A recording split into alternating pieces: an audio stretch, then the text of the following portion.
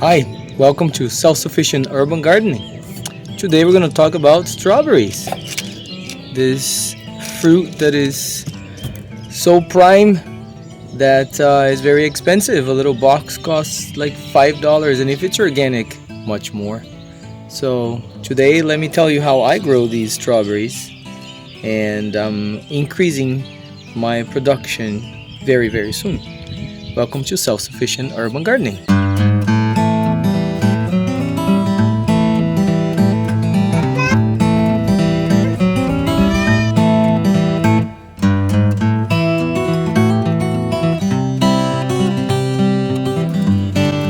Okay, so here's where I have most of my strawberries. As you can see here, they're doing quite well. The leaves are very big, but I covered most of this part here with wood chips because I wanted to keep the moisture of the soil inside, because here, the sun gets really hot and all the moisture goes away, so I don't have to water it as frequently. But there's a problem, and I'm not sure if you guys encountered the same problem.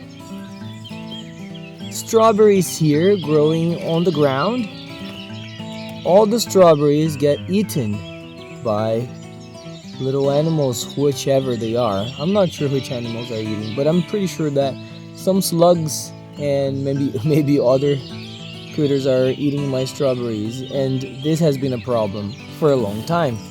So instead of growing my strawberries here, which I have quite a few actually, and they're getting met by these squash plants the vines are just spreading around. But anyway, the strawberries are doing good. However, I don't want my strawberries being eaten by any animals. So let me show you what I do instead. This is what I do instead. I put these strawberries in these big pots, and as you can see, they are producing very well. Actually, this is like, it's been many weeks now that we've been picking up strawberries and eating them. These very nice and delicious organic strawberries from my house. However, as you can see, these pots are just on top of this water tank here, and it's actually very far away from my garden itself. The AC just started, so it might be a little noisy. Anyways, here the critters don't come, the slugs don't come, and these strawberries never get eaten, not even by birds. So this is a pretty good place for me to get my strawberries. And let me show you, I have quite a few pots up here. So you can see quite a few. 1, 2, 3, 4, 5, 6, 7, 8. There are 8 up here, and they have been producing quite a lot recently. So all these strawberries are coming from one little strawberry plant that we bought. We bought this one little strawberry plant. I had it over there on the other side, and slugs were eating my strawberries, so I decided to plant it in a bigger pot. So I planted in one of those bigger pots, and I had it up here. Not on the ground, on the pot, on this little rock here where I have my retaining wall. And then I decided to propagate it. And here's the secret, how to propagate strawberries. Once the plant is doing well, like these ones here, they start having these runners. So they are usually very long, and what they do is at the corner here, when it has a little corner, starts another little leaf.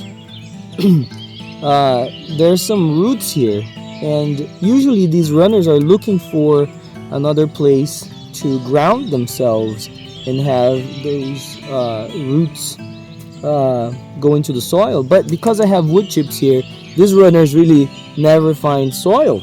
So what I end up doing is I put them in pots like these. So you can see here that the runner came out, and I planted the corner all the way inside the soil, and I keep it moist, obviously. And once the leaves start coming out, and you can probably see this leaf here starting to come out. Then a new plant has, is born, and you can just cut this off, and you have a little new strawberry plant. And actually, I have quite a few here. Let me show you. There's several of these that I have planted. You see, 1, 2, 3, 4, 5, 6, 7, 8, 9, 10 on the other side. So all these little plants are going to become independent once I cut the stem. These runners here, there are runners everywhere actually. Sometimes they double the corners. Let me show you. See, there's another runner here, another runner here. Let me show you the roots. You see, the roots are really trying to come out, and they're just waiting for some nice wet soil to root deeper. Some of these corners, as you can see here, are very thick, and actually they sprout out 2 or more runners. So you see, this was a runner with a little corner, and then another runner came out of it, and I planted that one right over here. So these runners will just become new plants, and I'll put them in pots, and I'll put them somewhere where the slugs can't find them. Look at these pots here that I had runners, and now I transferred them up here to the top of my tank so that the slugs won't eat the strawberries. I have 3 here, and look how they're doing very well. And actually they have runners themselves. Look at this.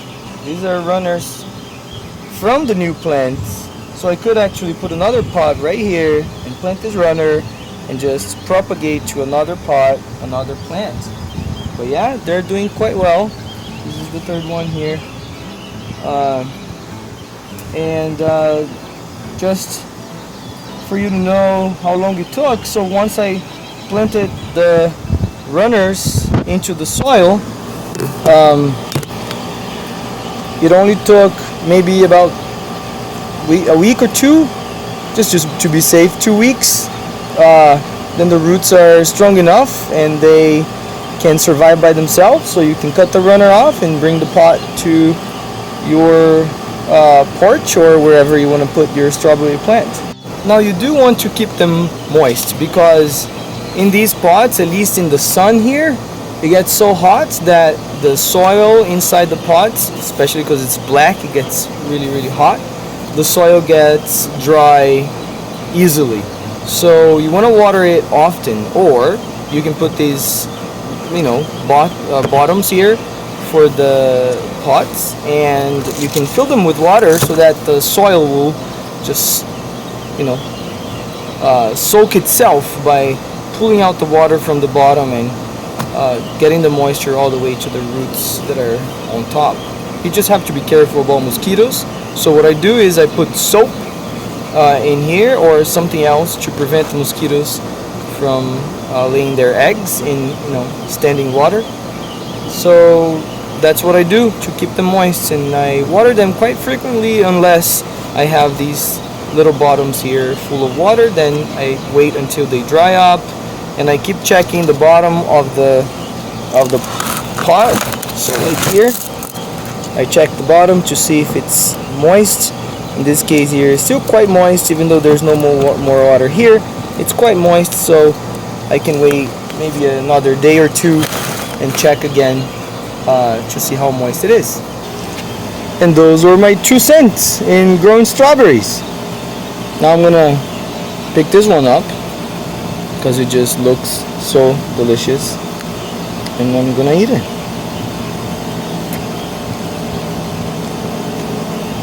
Oh my god, so sweet. This is what a strawberry is supposed to taste like. Thanks for watching.